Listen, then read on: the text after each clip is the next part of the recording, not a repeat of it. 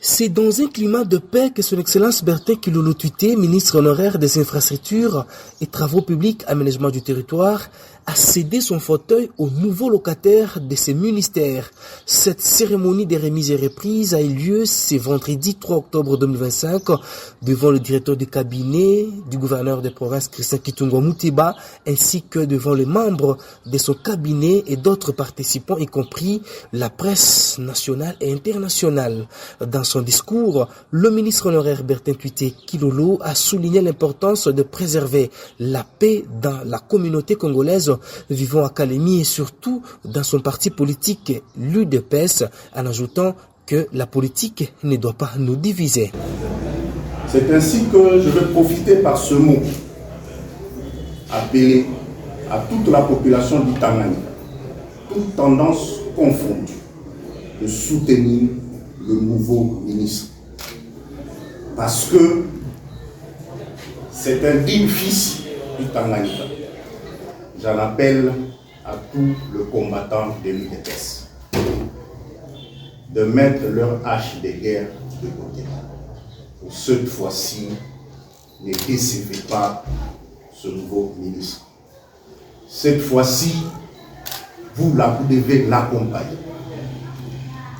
Je vais demander à tout le monde que la politique ne nous divise pas, que la politique ne nous met pas sur un terrain de guerre, que la jeunesse ne puisse plus servir de marchepied pour ceux-là qui sont aigris du pouvoir. Plusieurs mensonges ont été lancés sur les réseaux sociaux pour nuire à sa réputation en écrivant même des fausses nouvelles au nom du ministre honoraire Bertin Tuité Kilolo, mais le temps est le seul maître de la réalité.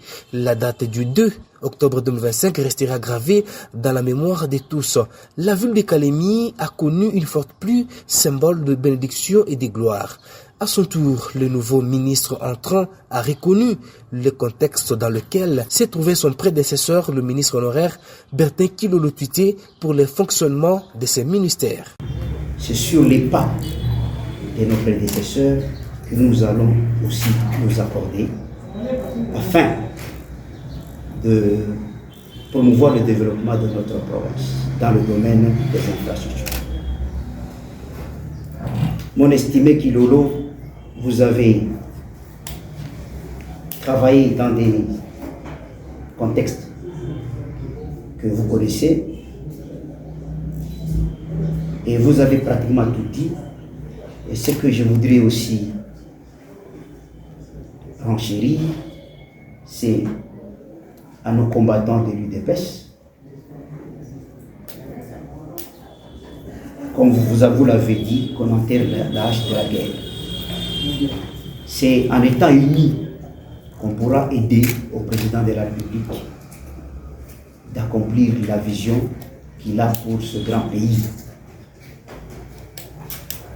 Donc les guéguerres entre personnes, entre fédérations, ne nous amènera à rien. Nous appelons tout le monde à l'accompagnement de la vision du président de la République et au programme quinquennal de son Excellence, Monsieur le Gouverneur.